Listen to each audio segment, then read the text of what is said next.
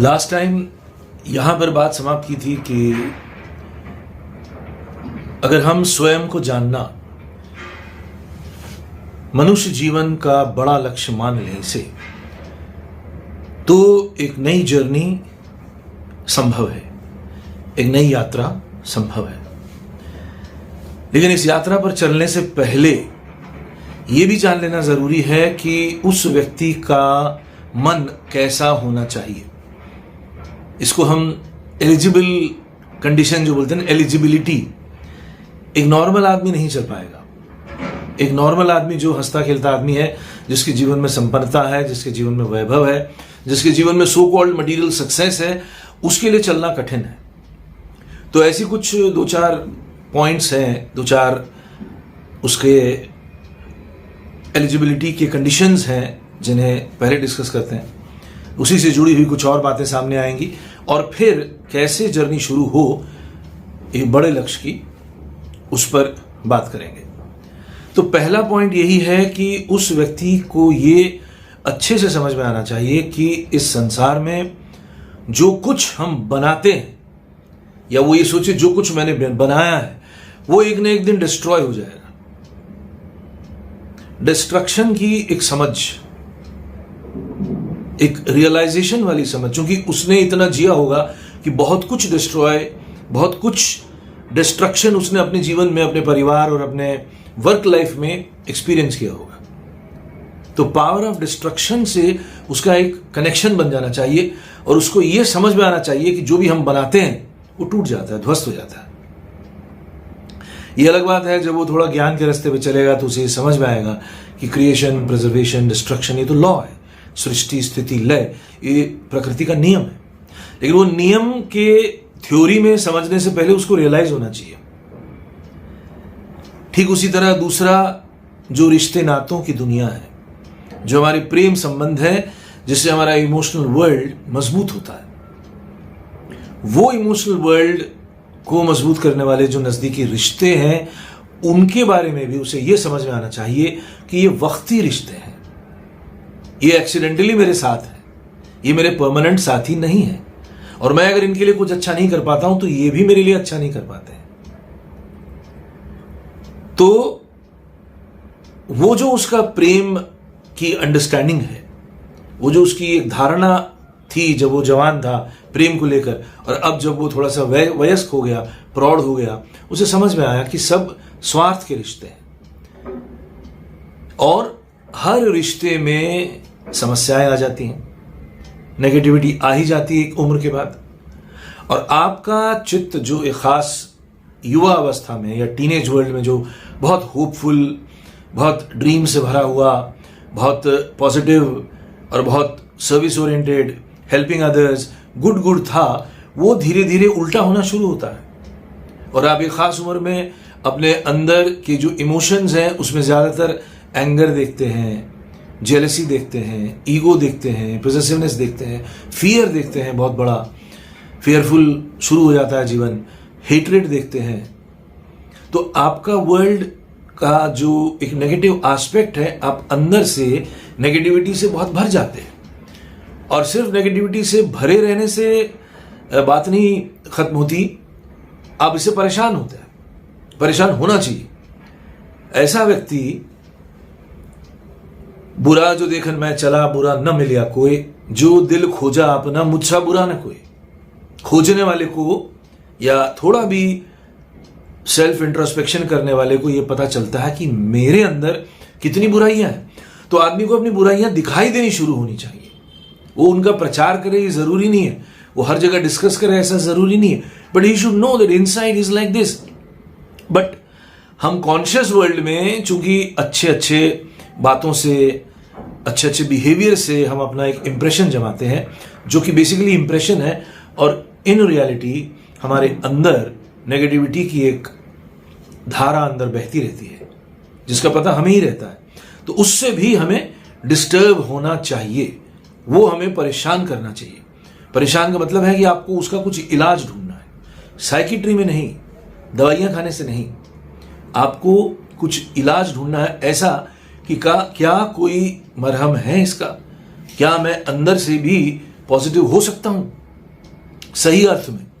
आज तो negativity positivity पर इतनी किताबें, इतनी बातें और इतने वीडियोस घूम रहे हैं कि हर दूसरा आदमी थ्योरी में तो ज्ञानी हो ही चुका है, बोलने को तो वो हर किसी को लेक्चर दे सकता है, लेकिन खुद उसका अपने जीवन में अमल होना, खुद अपने जीवन में उसका एप्लीकेशन, ये एक संघर्ष की बात है। यहां से यात्रा शुरू होती है जब आदमी अपने ऊपर काम करना शुरू करता है, जब उसे अपने अंदर की बुराइयों को पता चलता है। साइकोलॉजी में हम चेतन अचेतन मन की बात सुनते पढ़ते हैं, conscious mind and subconscious mind, unconscious, super conscious और भी कुछ है, लेकिन मोटा मोटी तो कॉन्शियस एंड सबकॉन्शियस की बात है। हम अक्सर ये समझते हैं कि हमारा जो कॉन्शियस माइंड है वो ही हमारा रियल माइंड है, जबकि ऐसा नहीं है। जो हमारा सबकॉन्शियस है, जो हमारे अंदर छिपा हुआ मन है, वही असली मन है, वही हम रियली में हैं। तो ऐसा व्यक्ति जो स्वयं को जानने की राह पे चलेगा, उसको ये पता होना चाहिए कि मैं रियल में अंदर में ऐसा हूं। तो अच्छाई और बुराई, इसको लेकर उसे एक नई धारणा मिलनी चाहिए। और तीसरी बात जो और इंटरेस्टिंग बात है, उसे ये भी समझ में आना चाहिए कि मैंने आज तक जो कुछ किया या मेरे द्वारा आज तक जो कुछ हुआ वो बस हुआ है, इट हैज हैपेंड। वो पूरी तरह से न तो क्रेडिट ले सकता है और न किसी को दोष दे सकता है। ये एक बहुत बड़ा चेंज आता है थिंकिंग में उस व्यक्ति में जो स्वयं को जानने की राह पर ईमानदारी से चल सकता है। ईमानदारी से चलना जरूरी है। देखा देखी में तो बहुत लोग चलते हैं, लेकिन ईमानदार व्यक्ति इस राह पे वही है जो ये जैसे बोध हो जाए प्रैक्टिकली। एक तो हमारे देश में ऐसी बहुत सारी विचारधारा है। हमारे यहाँ डेस्टिनी का शब्द, हमारे यहाँ प्रारब्ध शब्द, हमारे यहाँ नियति शब्द, हमारे यहाँ भाग्य शब्द, वैसे भी फेट बोलो, गॉड बोलो, इनविजिबल फोर्स बोलो, ये तो है ही है, इसमें कोई नई बात नहीं है। लेकिन उस व्यक्ति को नई बात ये समझ में आनी चाहिए कि मेरा जीवन जो चला है वो उतना ही मैकेनिकल रहा है जितना धूप का आना, जितना सूरज का उगना, जितना चांद की किरणों का फैलना, जितना हवा का बहना, जितना बारिश का होना, तूफान का होना, वो बस हो रहा है। तो आपको ये पता चल जाए कि मैं मशीन हूं और मुझे इस मशीन को जानना है। ये भी एक पॉइंट बनता है जर्नी का।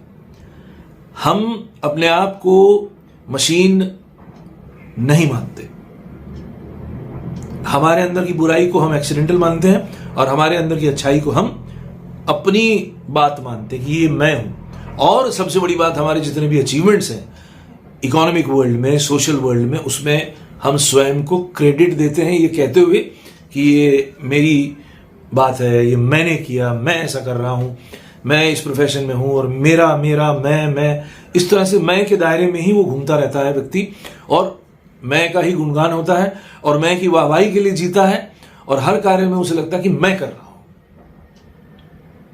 जबकि ये रियलाइज होना कि ये जो हो रहा है ये मेरे द्वारा हो रहा है, मैं एक मशीन की तरह हूं, एक मीडियम की तरह हूं, ये किसी और तरीके से नहीं हो सकता था और ये ऐसा ही होना था। ये भी एक बात है जो हुआ है।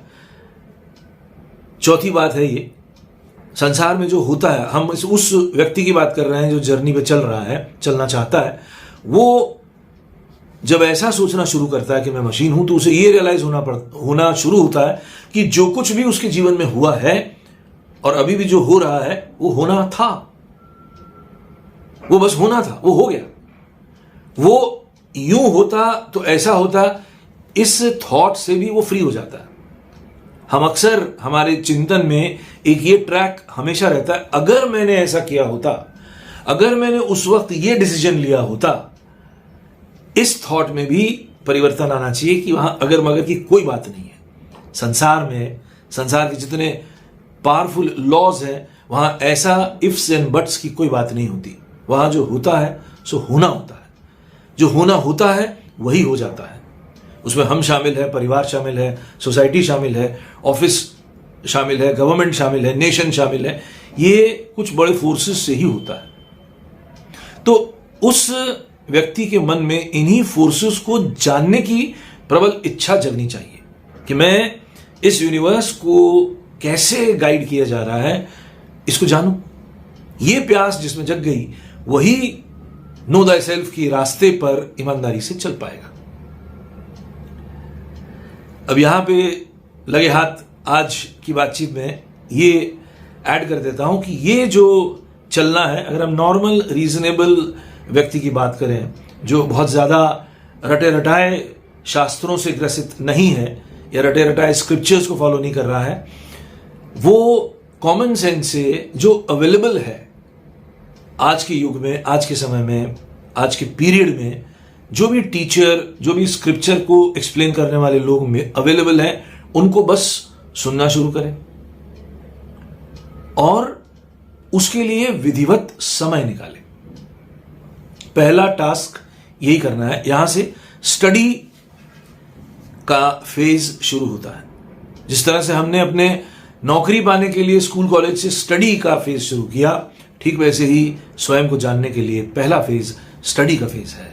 उसे टेक्निकली श्रवण का फेज भी कहते हैं। आपको बस सुनना है और आपको बहुत सुनना पड़ेगा। एक तो प्रॉब्लम यह है कि आज के टाइम में बोलने वाले बहुत ज्यादा हैं। आपके पास यूट्यूब में भी भरे हुए लेक्चरर्स हैं, टीचर्स हैं और स्क्रिप्चर्स को एक्सप्लेन करने वाले लोग हैं, लेकिन उन सबको सुनते सुनते आपको कुछ करना भी पड़ेगा और ये भी देखना पड़ेगा कि क्या ये जो बोला जा रहा है ये मेरे माकूल है या नहीं, ये मुझे अफेक्ट कर रहा है कि नहीं, एम आई गेटिंग हेल्प्ड, क्या मेरी कोई मदद हो रही है कि नहीं हो रही है, या मैं फिर वही एक विशेष सर्कल में घूम रहा हूं। तो ये जो स्टडी है ये बड़ी सीरियस स्टडी की जरूरत है, गूढ़ चिंतन, गूढ़ अध्ययन की जरूरत है। ये कैजुअल एफर्ट नहीं हो सकता, ये टाइम पास जैसा नहीं हो सकता। टाइम पास जैसा होगा तो उसका इंपैक्ट भी टाइम पास जैसा होगा। तो यहां पे उसको एक बड़ा विल, बड़े संकल्प की जरूरत पड़ती है, जिसमें वन लाइन में मैं ये कहूंगा कि वो ये जान गया है कि प्रकृति ने एवोल्यूशन की धारा में हमको यहां तक लाया है कलेक्टिवली, लेकिन अब मुझे कॉन्शियसली अपने आप को और बेहतर बनाना है। ये जो स्वयं को बेहतर बनाने की एक अंदर से पुकार आती है, अंदर से एक रिक्वायरमेंट आती है, यही हमें एक नई धारा, एक नया रास्ता चलने के लिए प्रेरित करती है। और तब हमें दूसरे फोर्सेस हेल्प करते, वो ऑलरेडी हैं, वो दूसरे इन्फ्लुएंसेस हैं, उसमें टीचर्स हैं ऑलरेडी जिन्होंने काम किया है, गुरुज हैं ऑलरेडी जिन्होंने काम किया है, अभी भी कुछ लोग कर रहे हैं, टेक्स्ट्स हैं, बुक्स हैं, वाइज लोगों की लिखी हुई कुछ इंटरेस्टिंग बुक्स हैं। तो आदमी अपने आप ही उसको अट्रैक्ट करना शुरू करता है, करना चाहिए और उसके लिए समय देना चाहिए। साथ ही साथ ये भाव भी उसके मन में होना चाहिए कि इससे मैं कोई आर्थिक लाभ नहीं लूंगा। ये जो फेज है ये स्टूडेंट का फेज है, ये प्रॉपर स्टूडेंट की तरह आपको चलना चाहिए।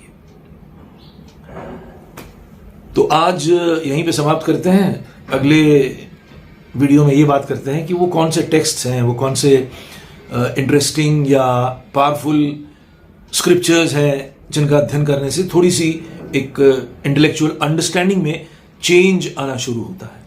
और फिर उसके बाद अगला स्टेज आता है कि उसको अप्लाई कैसे करें। उसमें आपने कुछ नए तत्व जान लिए, उसमें कुछ नए ट्रूथ्स जान लिए, जो ट्रूथ थ्योरेटिकल है उसको प्रैक्टिस में कैसे लाएं। उसके लिए फिर एक अगला स्टेज आता है टीचर की खोज या मास्टर की खोज। उसमें बहुत समय लगता है और वो एकदम विवाह के जैसा है। जैसे लड़का लड़की शादी के लिए, अगर अरेंज मैरिज में जब हम विवाह के लिए पात्र ढूंढते हैं तो वो एक इजी रास्ता नहीं होता है। गुरु की खोज या मास्टर की खोज भी वैसी ही एक खोज है। आपको बहुत से गुरुओं से गुजरना पड़ता है, बहुत से ट्रायल एंड एरर मेथड से गुजरना पड़ता है, तब जाके फाइनली आप कहीं पे सेटल टाइप होते हैं, आपका तार मिल जाता है, आपकी वाइब्रेशन सेम हो जाती है और तब असली बिगिनिंग ऑफ द जर्नी शुरू होती है व्हेन यू फाइंड अ गुरु। उससे पहले आपको बहुत स्ट्रगल, बहुत मेहनत चिंतन के लेवल पे, अध्ययन के लेवल पे और अपने छोटे मोटे प्रैक्टिसेस के लेवल पे करते रहनी पड़ती है। उसमें फेल होते रहना पड़ेगा, किया फिर आप हार गए, किया फिर आप हार गए, फिर वो आपका मेंटल वर्ल्ड डिस्टर्ब ही रहना चाहिए। तब आप गुरु की जो जेन्युइन खोज है उसमें आप किसी हद तक सफल होते हैं और तब एक फ्रेश बिगिनिंग होती है। हालांकि उसके बाद भी चीजें हम पहुंच गए ऐसा नहीं कह सकते। हमारी जो मंजिल है वो बहुत बहुत बहुत दूर है, बहुत बहुत बहुत आगे है। ये तो मैं पाथ की शुरुआत की बात कह रहा हूं। अभी जब स्टडी जब हम करेंगे, स्टडी से शुरू होगा प्री नर्सरी, गुरु जब मिल गया तो नर्सरी। गुरु का मतलब है हमने स्कूल में एडमिशन ले लिया, अब हम इस गुरु की छत्रछाया के नीचे हैं, तो हम वो चाहे वो क्लास 1 बोले, कुछ भी बोले उसको, वो हम उस गुरु की कक्षा में पहले कक्षा में आ गए हैं, ऐसा मान सकते हैं। फिर आगे क्या क्या होता है इसकी भी बहुत लंबी बात है। ठीक है, आज के लिए इतना ही। सुनने देखने के लिए बहुत बहुत धन्यवाद। दिन शुभ रहे। Thank you. नमस्कार।